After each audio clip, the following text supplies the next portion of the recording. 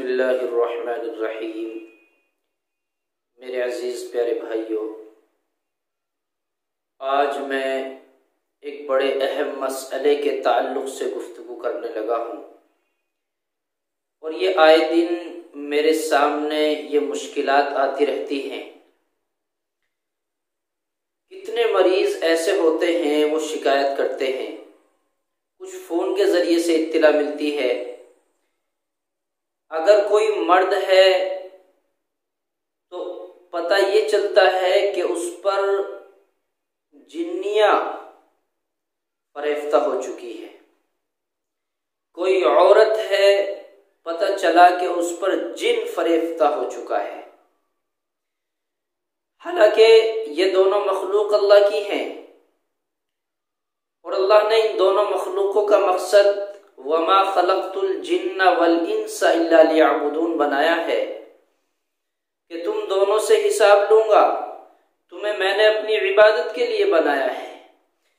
लेकिन ये अल्लाह की इबादत को भूल कर ये राह रास्त से भटक चुके हैं और कभी कोई जिन किसी औरत को परेशान करता है, कभी कोई जिन्नी किसी मर्द को परेशान करती है।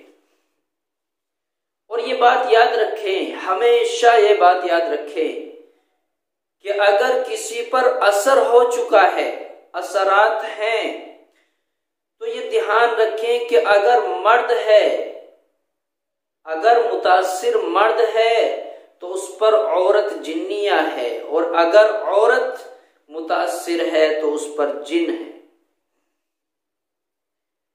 फिर उसकी शक्लें होती हैं। अगर बाज जिन्नात इंसान को परेशान करने वालों में बिल इत्तिफाक चंद बेहतर होते हैं, जो किसी मजबूरी के तहत आते हैं या किसी के भेजे हुए आते हैं, मजबूर होते हैं, अक्सर बहुत ज्यादा खबीस होते हैं, इंसानों को नुकसान पहुंचाने के दर पे रहते हैं। यहां मसला सिर्फ यह है, यहां आज मैं आप हजरात को यह नहीं बतला रहा हूं कि हमें कैसे बचना है या हमें इलाज कैसे करना है। मैं सिर्फ ये बतला रहा हूं कि हमें इस बात से वाज़ेह तौर पर आगाह रहना चाहिए कि बाज़ मर्तबा कोई मर्द है, उस पर जिन्निया औरत फरेफ्ता आशिक हो चुकी है, तो वो औरत जिन्निया ये कहती है कि मैं तुझसे शादी करूंगी, शादी की जिद करती है।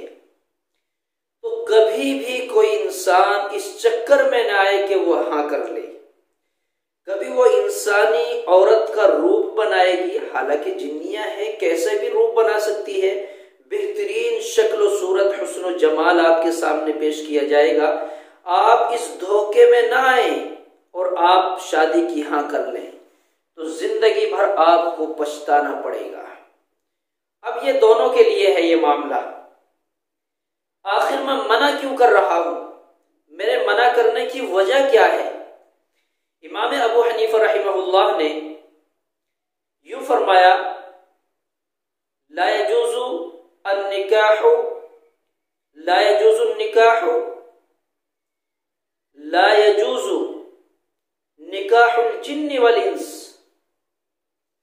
निकाहुल जिन्नि वल इंस, इंसान और जिन्नात का निकाह जायज नहीं है। इंसान और जिन्नात का आपस में निकाह जायज नहीं है, इमाम अबू हनीफा रहमतुल्लाह अलैह का कौल है।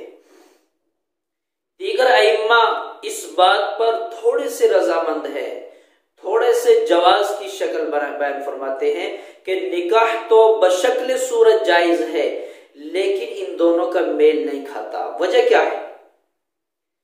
अल्लाह तबारक व तआला ने इंसान को मिट्टी से बनाया और जिन्नात को अल्लाह ने आग से बनाया है। इंसान मिट्टी से, जिन्नात आग से। और वाज़ेह तौर पर यह मैं बतलाऊं, जब जिन और इंस इन दोनों में से आपस में मिलाप होता है, जिन्निया औरत मर्द से मिलाप करती है, तो उस वक्त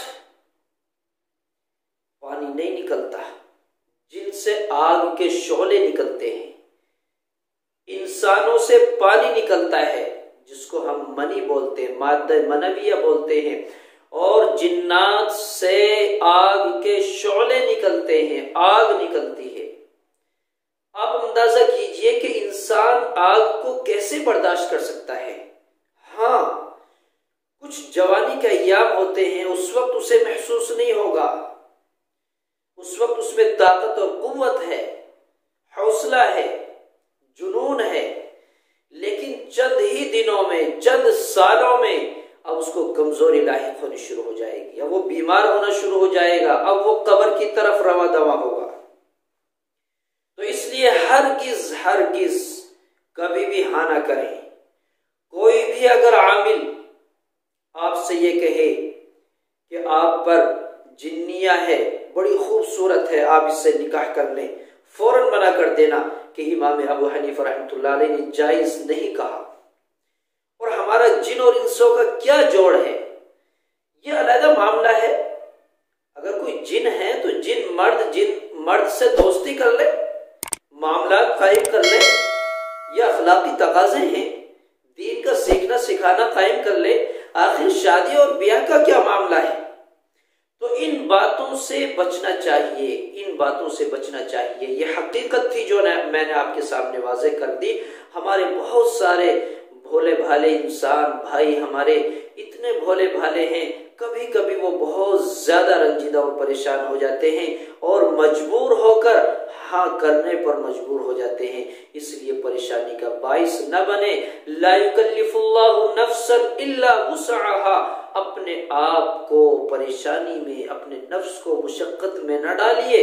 अल्लाह ने आपको मुकल्लफ सिर्फ उन बातों का बनाया है जिन्हें आप कर सकते हैं। जिन्हें आप नहीं कर सकते तो हरगिज़ अपने आप को तकलीफ में न डालिए।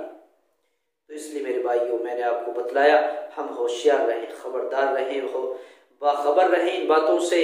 अगर ये मामले हमारे सामने आए, उलझे हुए हों, तो किसी सही आलिम से उसका मशवरा कर लें, किसी सही आदमी से मुलाकात कर लें, मिल लें और उस अपने मामले की डिस्कस करें, अपने मामले को उसके सामने रखें, जो मशवरा दे फिर उस काम को करें। इसलिए आप बचे रहें, परेशान होने की जरूरत नहीं है। अगर कोई आपको जिन परेशान करता है तो हमारे अकाबिर ने, बुजुर्गों ने, नबी करीम सल्लल्लाहु अलैहि वसल्लम ने, कुरान ने हमें रास्ता बतलाया है, हम रास्ता इख्तियार कर सकते हैं। इसलिए बचने की फिक्र करें। अल्लाह मुझे भी आपको भी समझ की, अमल की तौफीक